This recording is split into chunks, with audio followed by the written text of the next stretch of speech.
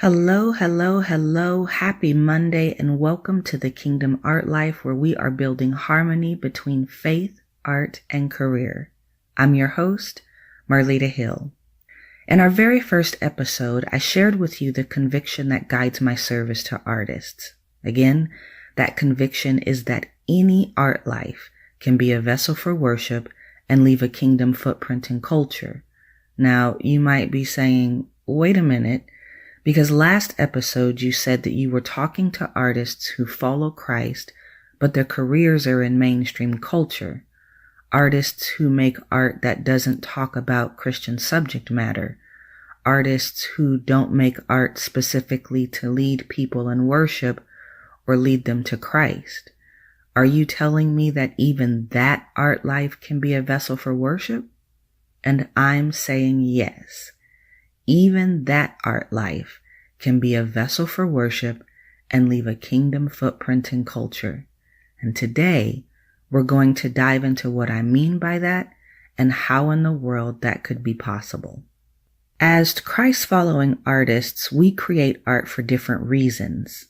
We come from different approaches, we use different methods, we speak to different people, we create religious art, art for social change and commentary, art for art's sake, and everything else in between. And for some of us, we can look at our art life and very easily see how it could be a vessel for worship.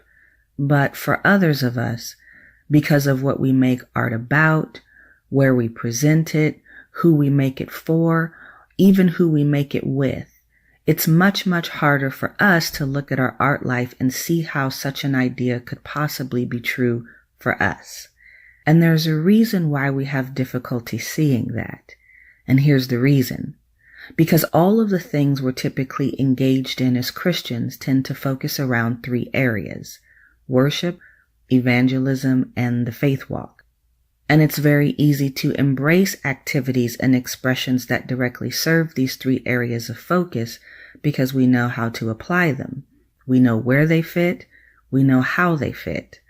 However, we struggle as a church, and really as a body, to find value in the bajillion other activities and expressions that have no direct connections to these three areas, and yet are still valuable and have a place in the life of a Christian. And why do we struggle to see that? Because the way we address these three areas, worship, evangelism, and the faith walk, is typically through message, through what we say and the message we're communicating. So if the message in your form of expression doesn't directly address those three areas, it's hard to see how it could be valuable and useful in the Christian life. Because these are our three areas of focus, and this is where our eyes are, everything that we do in church is a means to these three ends. And with that, usefulness becomes our measurement for value. If your expression is not a clear means to those three ends, we struggle to find them useful. If we struggle to find them useful, then we certainly struggle to find them valuable. If they have no usefulness, and if they have no value, then the question becomes, why are you engaged in them as a Christian? If it doesn't quote-unquote serve God, if it doesn't quote-unquote glorify God, why are you doing it? And this is the mindset that we, Christ-following artists with careers in mainstream culture, artists like you and me, this is the environment that we've been raised in. There are some exceptions. Some of us have great and supportive churches. I have a supportive church, and I'm sure that some of you guys do too, but that is an exception. That's not the majority. Yet. Still, we, as artists who follow Christ but have careers in mainstream culture, have been raised in this usefulness mindset. And yet the fact remains that we don't make art to directly serve any of those three purposes. Nor is God leading us to. Nor do we have to have a life in art that is a vessel for worship and that leaves a kingdom footprint in culture. And some of you might be thinking, wait a minute, how can you say that? Well, if you notice the phrasing that I've been using, which I've been using very deliberately, I've been saying art life and not just art. If I just use the word art, we get caught up in the usefulness conversation, and the usefulness is relegated to the message and the results the message produces. But that doesn't work for artists like you and I, because the message in our art, if there is one, is not addressing church priorities. So that doesn't apply to us. Okay, if that doesn't apply to us, then how is it possible for us? It's possible because you and I have a life in art, not just a message in art. And your life in art can glorify God even when your message in art is not explicitly talking about worship, evangelism, the faith walk, or any other thing under the Christian sun. So let's talk more about this whole life in art business. What is that? This life in art, at least according to what God has taught me, consists of 3 areas. There's the person, which is who you are. There's the process, which is how you do things. And there's the product, which is the art piece, the movie, the song, etc. And by extension, it's the message in the piece if there is a message. So let's look at each of these one by one. First of all, there's the person. When people interact with you, an artist of faith, a person bought by the blood and filled with the Spirit of God, they interact with more than just an artist, because as a child of God, you are more than just an artist. When you step into a room, you as a believer carry something that impacts the environment of that room. When you interact with a life, you have the opportunity to release that life into the wholeness God has made available. When you speak with someone, the words that come out of your mouth have weight and they have power. They have life and healing. Before you ever put brush to paint, fingers to keys, character to plot, steps to music, you have to know that you are so much more than just an artist.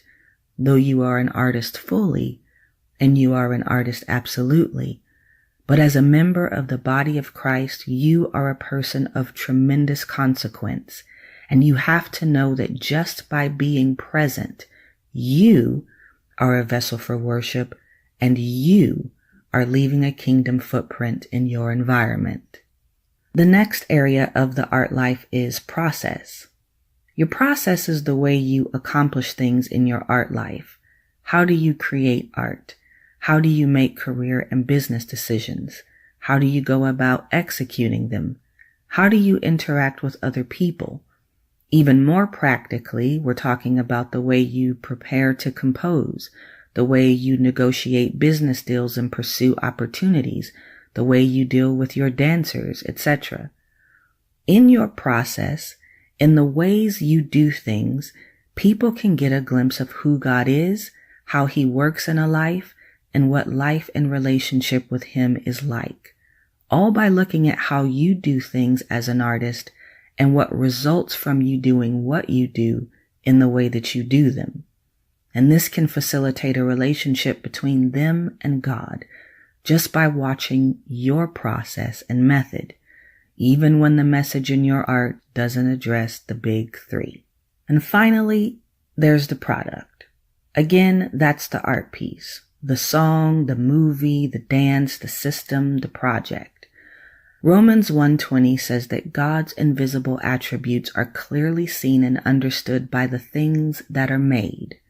Notice, the verse doesn't say only things that have biblical references, or only things used for worship or evangelism, or only things used to address societal woes.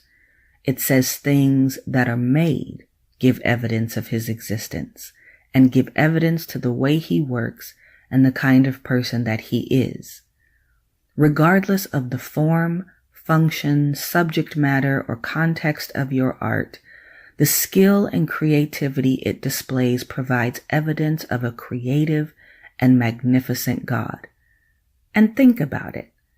How much more can a creator be glorified than when the thing they created does what it was created to do. God created you as an artist, so He is glorified whenever you release what He's put in you, when you work your gifting and make art, regardless of what your art talks about. As long as it doesn't contradict His word. So there you have it, family. Hopefully now you can uncross your eyes the next time I say that any art life can be a vessel for worship and leave a kingdom footprint in culture. More than that, though, I hope that you can see that your life in art is the message. The whole way you exist as a career artist is the message. From what you make art about, the kind of art you make, your process in creating art, how you manage your career, and how you interact with people. All of that is message. So it all doesn't have to be shoved into a single art piece. All right, talk to me. Go to thekingdomartlife.com and click on episode 2 and tell me, how do you envision your faith life intertwined in your art life after this episode? Is this information confirming, affirming? Is it hard to swallow? Do you object to anything I've said? It won't make me change what I've said, but I'd still like to know. Again, thekingdomartlife.com. Click on episode 2, and I'll see you in the chat, and I'll see you next Monday.